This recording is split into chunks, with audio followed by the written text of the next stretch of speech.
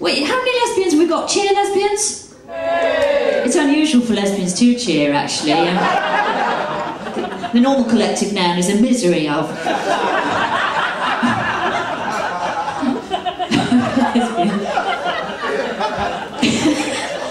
But we're in a good mood at the moment. We're in a good mood, lesbians. You suddenly got that about 5 minutes later. Never mind. But no, lesbians are in a good mood at the moment because we've been on television recently. We had a programme, The Lip Service. Have you heard of it? The Lip Service. I call it The Lip Service. It sounds like a government department. You can ring. Hello, The Lip Service. I would like a lesbian, please. I tried that. I got locked up. No, but we had The Lip Service on. And did you watch it, lesbians? Yeah. But you see, lesbians watch anything, even if it's shit. Because we're just grateful, really. Any crumbs of representation the BBC spill from their table. Feed the lesbians, feed the lesbians, feed the lesbians. From time to time, feed the lesbians. You know, we won't give them another programme for 10 more years, but in the meantime they can make do with the fact that one of them might do well in the Olympics. Because they are sporty, they're quite sporty, aren't they? Quite sporty, those lesbians. Yes, we won't say she's a lesbian in the commentary, of course. We'll just say she has a friend in the stands.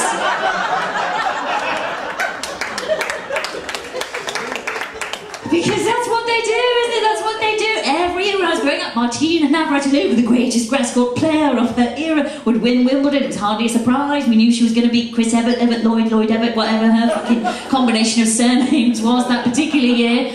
But we knew she was going to win. They didn't practice, though. They didn't practice for the awkward moment when they would say, oh, she's hugging her coach, and now she's hugging her friend.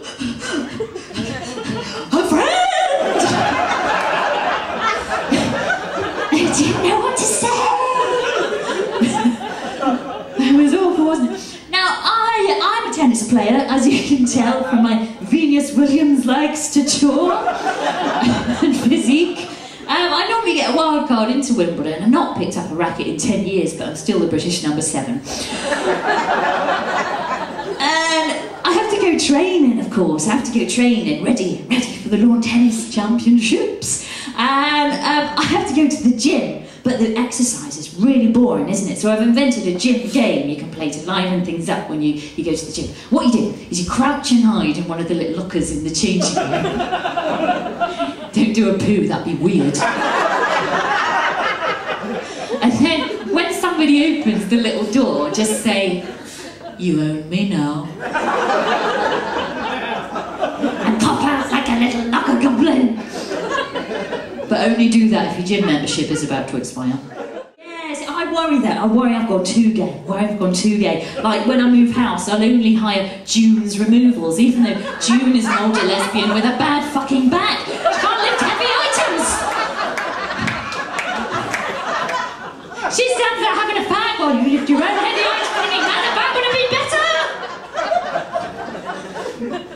And a friend of mine, we have these ridiculous sort of specialist, very, very niche companies now, don't we? Like, a friend of mine has set up a business for lesbian locksmiths. I mean,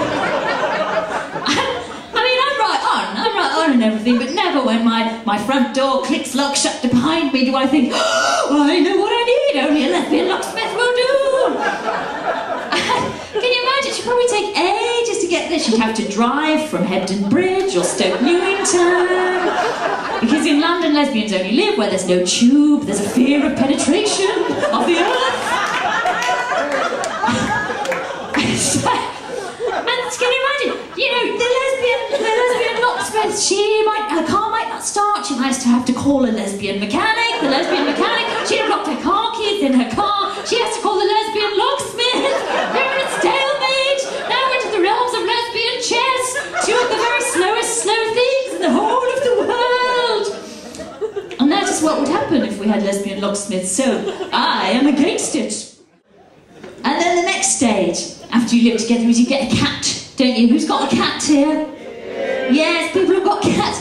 And what the weird thing is, when you get a cat, you become strangely fascinated by the lives of all the neighbourhood cats. And you can interrupt a perfectly good dinner party just to go, oh, darling, look, the black and white cat in the garden.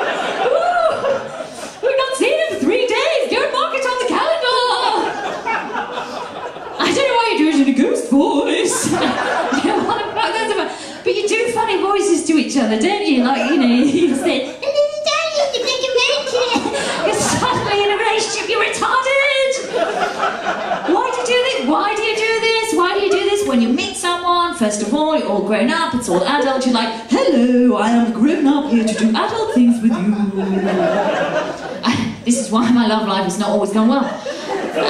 But then, a few weeks in, it starts to happen, doesn't it? You notice it, and you find yourself going, I'd like to snuggle you. And you think, oh no, cute voices, away! And the cute voices, they are persistent. They're like, hee hee, we can sneak in under here. We will make sure you do not have sex for 3 whole days. It's a very serious subject, I don't know why I'm laughing. I went camping recently. Who's been camping? I don't mean like, ooh, no, you know, I mean staying in a tent overnight. This is what I'm talking about. I should explain that. But who's been camping? Cheer? Yes. It's a bad sort of, it's quite a test of a relationship, isn't it? You know, someone loses their allure if you can hear them weeing just outside the tent. Even worse if they're weeing inside the tent. Or the porch, as apparently it was. But no, I went camping with my ex, who's a good person to go camping with because she's heavier than me, so if we share an airbed, she squishes all the air into my side. I'm lovely and comfy.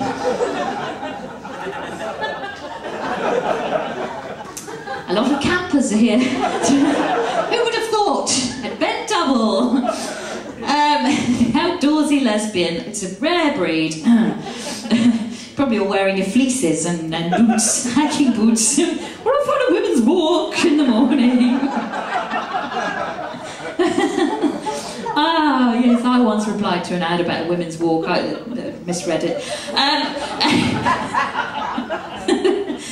Anyway, no, I did go camping, and she's a nightmare actually as well, this ex, because she has OCD. She's agoraphobic and also claustrophobic, so I had to stay up all night, obviously, zipping and unzipping the tent flap.